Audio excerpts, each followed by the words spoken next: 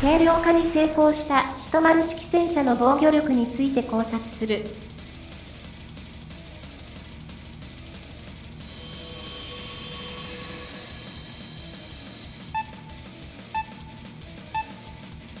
今回は、日本の主力戦車である一丸式戦車の防御力について考察してみました。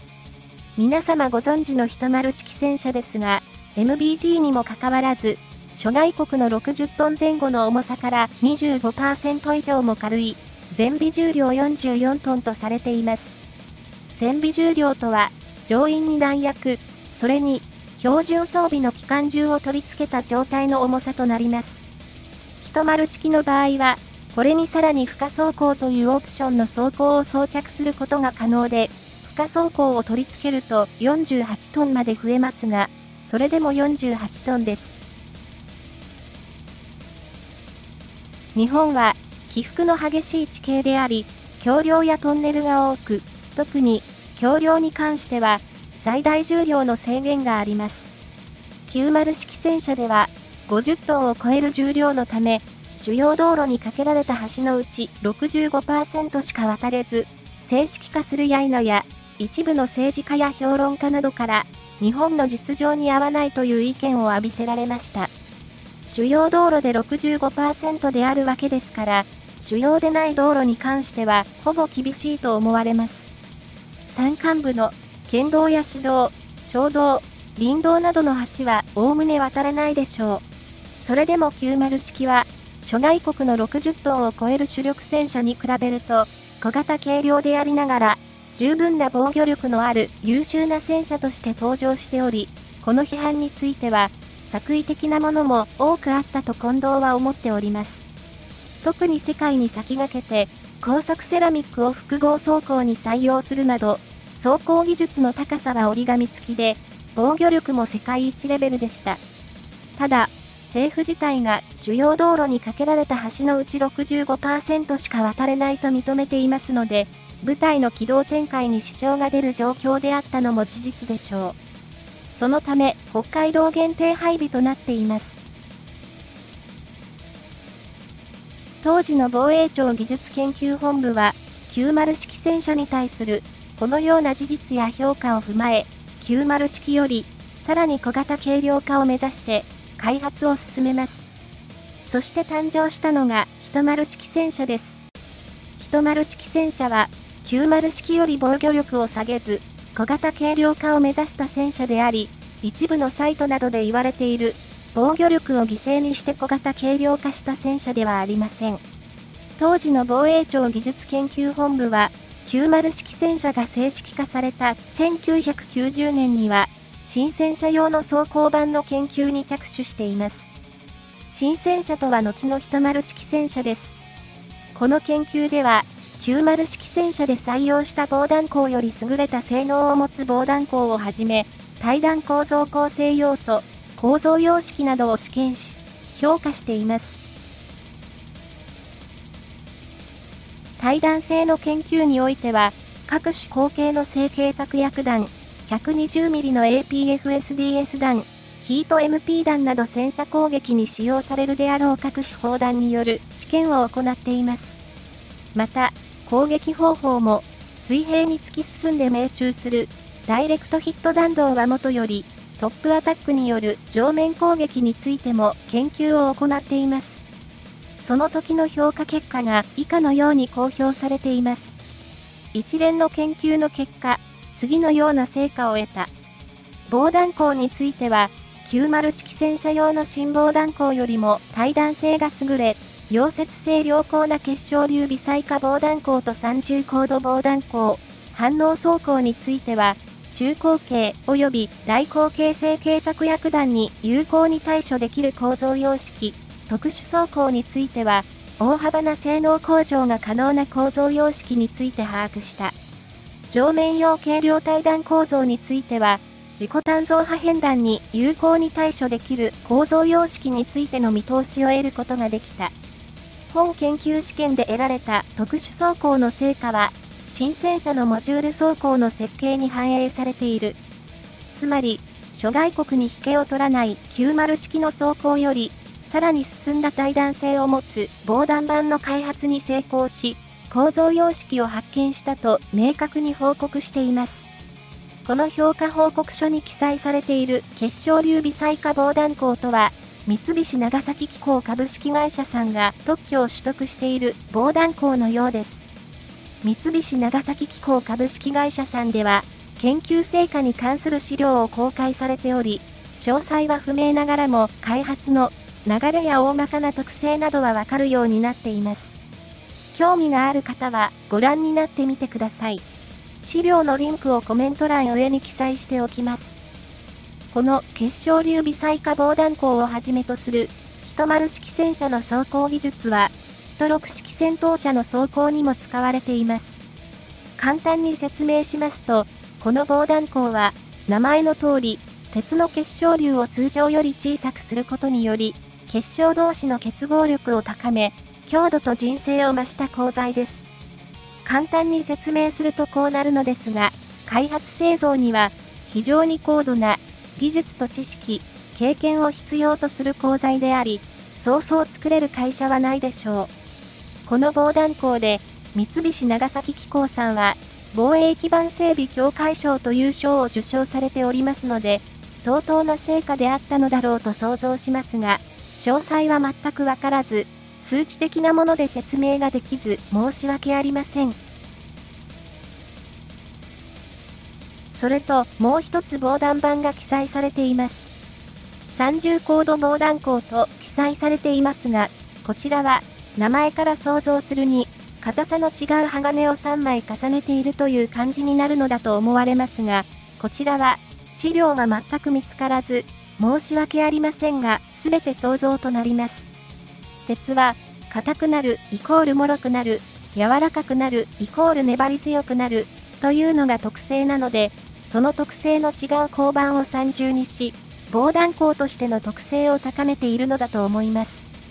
反応装甲とは、敵弾が当たった瞬間に爆発して、爆発力で敵弾の威力を減災する爆発反応装甲のことです。特殊装甲については、特に大幅な性能向上が可能な構造様式について把握したとしており、非常に大きな成果を得たことが想像されます。特殊装甲とは一般でいう複合装甲のことです。防衛省では特殊装甲と呼んでいるようです。構造様式とは、複合装甲における装甲材そのものの選択及び装甲材の配置だと思われます。つまり、最前面には、この防弾鋼、次に炭素繊維、次にセラミックで、さらに防弾鋼という感じでしょう。どの材料をどういう順に配置するのが最適かは、当然ながら最重要機密でしょうから公表されていませんので、詳細は不明です。さて、ここからは、10式戦車の防御力はどうなのかを具体的に説明したいと思いますが、非中の日である防弾板や装甲に関することなので、公表されていることの方が少ない状態です。その公表されている部分からの想像も多分に含まれますので、ご了承ください。10式戦車は、複数の装甲を兼ね備えており、車体及び砲塔本体そのものが防弾板により製造されています。おそらく、ここで使われているのが結晶流微細化防弾鋼です。なぜそう思うかと申しますと、先ほどご紹介した防衛省技術研究本部の資料に、溶接性良好な結晶流微細化防弾鋼という記述があるからです。溶接性良好ということは、溶接を要する部分に使われる防弾鋼であるということになります。モジュール装甲であれば着脱式ですので、溶接はしません。したがって、車体本体と砲塔本体は、結晶流微細化防弾鋼による防弾仕様と思われます。次に、四方基部に設置され、砲塔を守るための防順ですが、これは特殊鋼板とされています。おそらくは、車体とかと同じ結晶流微細化防弾鋼ではないかと思ったりもするのですが、溶接はいらなさそうなので、溶接性良好とか考えず、別の特殊鋼が採用されている可能性もあるかと思います。その次が、モジュール装甲です。これは複合装甲となります。砲塔正面の防順の左右と車体前面に採用されています。複合装甲には、様々な素材が使われますが、その詳細は不明ですが、この中に30コード防弾鋼が使われているものと思われます。主に使われる材料としては防弾鋼、セラミック、炭素繊維と思われます。ここでも、90式同様に高速セラミック技術が使われているのは間違いないでしょう。そして最後に負荷装甲です。負荷装甲を搭載した状態の10式戦車の画像は全く見つかりませんでしたが、通常私たちが見ている10式には負荷装甲は装着されていません。負荷装甲は防衛省の資料より4種類用意されていることが分かっています。1、負荷装甲1型。これは爆発反応装甲であり、対ヒート弾を主眼に開発された装甲です。車体側面及び砲塔側面に付加されます。2、負荷装甲2型。これは薄い複合装甲または特殊鋼板と思われ、30mm クラスの機関砲弾に耐えうる能力を持つように開発されたものです。1型同様に、車体側面及び砲塔側面に付加されます。3、負荷装甲上面用。砲塔上面に付加される装甲で、トップアタック型の対戦車ミサイルや単造弾頭による上面からの攻撃用とされています。爆発反応装甲と思われます。4、負荷装甲操縦手足元防護。障害物を乗り越える際に、敵にさらされやすい操縦手の足元を、ヒート弾から防御するための負荷装甲と思われます。爆発反応装甲です。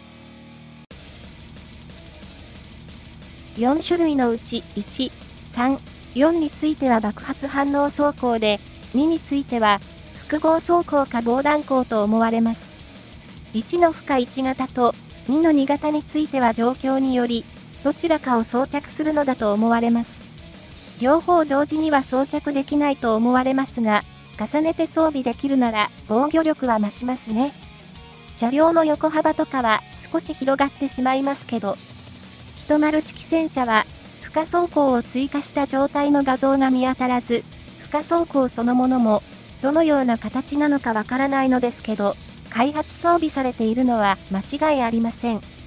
ドイツのレオパルドの最新型などが似たような感じかなと思っております。こちらです。スカート部分がかなり幅広になっております。10式も負荷装甲を装着すると、こんな感じになるのだと思われます。そして、90式に比べて、10式の防御能力はどうなのかということですが、近藤が調べた限り、10式は、90式より防御力は上がっていると思います。根拠は、試験に使った砲弾です。防衛技術本部では、当時手に入る対戦車弾頭で、威力の高いものを使って対弾試験を行っておりました。90式開発時から20年経っているわけで、砲弾も進化しています。90式が装備するラインメタル DM33、APFSDS 弾のライセンス生産品である JM33、APFSDS 弾でも試験を行っていますが、10式戦車に搭載予定の試作 120mm 滑空砲でも試験を行っています。この試作 120mm 砲は、90式で採用されたラインメタルの 120mm L44 砲を元にとしていますが、出来上がったものは、かなり改良が加えられており、初速もラインメタルのものより速くなっているようですし、新開発の APFSDS 弾の性能も向上しています。JM33 は 2000m の距離で RHA 換算で 450mm 程度の新鉄力があるとされていますが、新型砲弾はそれを上回り、2001年に生産が開始され、当時のタングステン合金弾で最強の 120mm 砲弾と言われたラインメタルの DM53 をも上回ると思われます。DM53 は 2000m の距離で RHA 換算で650mm の新鉄力があるとされている砲弾です。10式に搭載予定の新型砲と APFSDS 弾は、これを凌駕する性能を持っていると見て間違いないでしょう。理由は様々ですが、凌駕しないと採用するメリットがない。同等なら、実績も信頼性もある方を採用したであろうからです。まあ、そうとも限らない場合もあるでしょうが、普通は実績と信頼を選ぶはず。それと DM53 の弾芯は、直径 20.8mm× 長さ 646mm で、新型 APFSDS 弾は、弾芯の直径 21.6mm×650mm とほぼ同じ大きさで、サイズから想定される性能差はあまりなさそうですが、気になることとしては、2009年に、砲弾の開発元であるダイキン工業さんが特許を出願し、認められておりますので、何らかの新技術が開発された可能性が高いです。公開された特許庁の検索サイトでは、このような図が載っておりますので、どう見ても APFSDS 弾だと思います。内容は、難解で近藤には理解不能でしたので、図で判断しております。間違っていたらすみません。特許を出願するほどの発見があったのですから、性能的には DM53 より上だと思うのですが、ここは控えめに同等以上の性能の砲弾であろうとして話を進めます。その上で、試験に使った全ての砲弾に新設されない装甲として、10式の装甲は作られています。であれば必然的に90式の防御力を凌駕しているのは間違いないでしょう。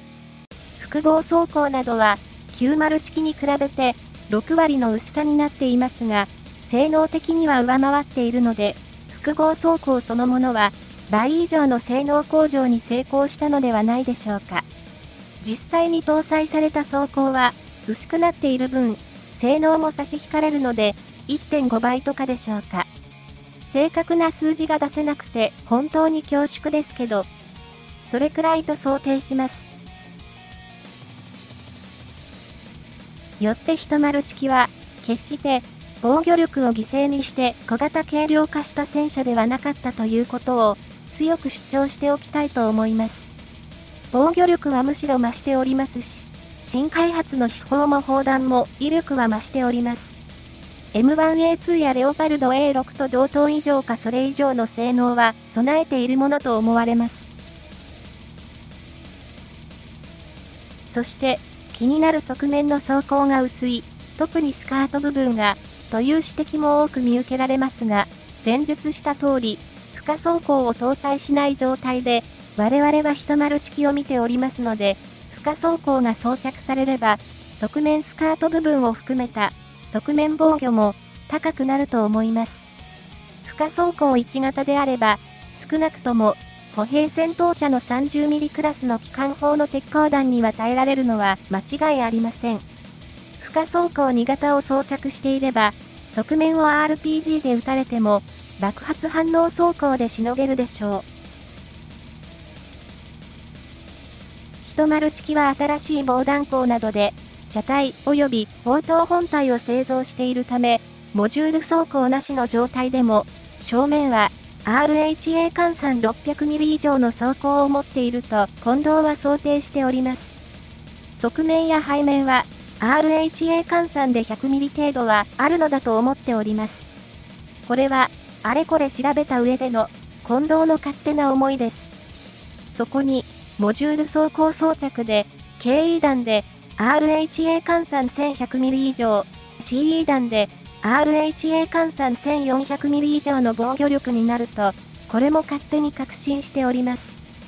さらに負荷装甲を装備することにより防御力が増しますので、小さく軽くなってはいますが、防御力は90式を大きく上回り、完成当時は世界一だったのではないかと思っております。その後新しいのが開発されていますので、今は世界一ではないかもしれませんが、トップレベルの防御力であることは間違いありません。また、モジュール装甲は今後、新しい素材などが開発されれば取り替えることが可能であり、アップグレードされる可能性もあるかと思います。日本の素材技術は世界一ですし、技術者も世界一だと思います。もっと予算を増やして、優秀な皆さんが思う存分活躍できるようになると、近藤としては嬉しいです。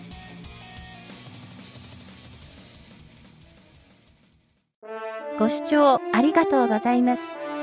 今回の新防衛研究チャンネルはいかがでしたでしょうか。今後とも新防衛研究チャンネルをよろしくお願いいたします。コメントやチャンネル登録もどしどしお待ちしております。次回もお楽しみに。Thank you for viewing. See you next time. Bye bye.